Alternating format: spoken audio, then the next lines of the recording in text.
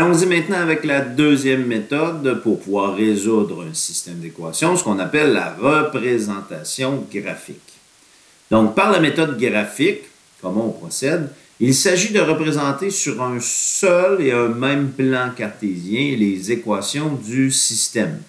Donc, et par la suite, on recherche la valeur de la variable indépendante, donc la valeur de x, pour laquelle les variables dépendantes, donc les variables y, sont de même valeur. Donc, si on représente ici, on a représenté les deux équations, donc la première droite qu'on avait tout à l'heure, donc toujours le même système, moins 2x plus 10, elle est représentée par cette droite-là. Et je représente sur un même graphique ici la deuxième équation, y égale x moins 2. Donc, vous avez appris dans le chapitre 4 justement à construire ces graphiques, donc à tracer ces droites. Et là, qu'est-ce qu'on fait? On va aller chercher justement la valeur de x pour laquelle la valeur de y est le même. À quoi ça correspond? Ça correspond justement à ce point d'intersection-là. Donc, les coordonnées du point d'intersection entre les deux droites correspondent à la solution du système d'équations. Donc, quand on cherche la solution d'un système d'équations dans un graphique, on cherche le point d'intersection entre mes deux droites.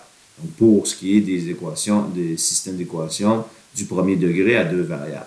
Donc, on cherche le point d'intersection ici.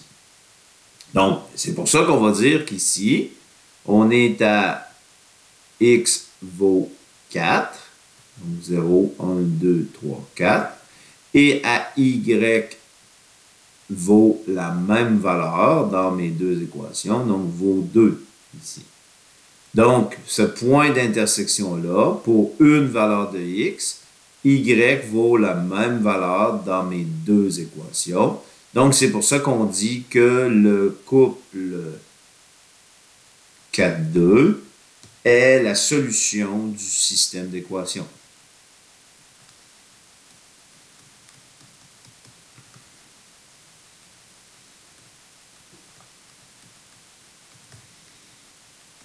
Bon, bien sûr, ici, le graphique était déjà tracé. Quand il reste juste à aller chercher le point d'intersection, ça peut être assez rapide. Par contre, si on avait eu à construire, donc partir du début, construire notre graphique et choisir la bonne graduation, aller chercher le point d'intersection, ça pourrait être très long. Aussi, si le point d'intersection n'arrive pas sur un point de la graduation qu'on a choisi, on pourrait approximer, mais avoir une valeur exacte, ça pourrait être plus difficile. De plus, si la solution était un nombre à virgule ou un nombre décimal, encore là, la lecture du graphique ne serait pas très efficace. Bon, ce qu'il faut retenir, c'est que dans le fond, la solution du système d'équations, c'est l'endroit où les droites ici se croisent lorsqu'on a un système d'équations du premier degré à deux variables, donc un système composé de droites y égale ax plus b. On voit donc la nécessité d'avoir une méthode plus efficace, plus précise, et c'est ce que la troisième méthode va nous donner dans quelques instants, c'est-à-dire la méthode algébrique par comparaison.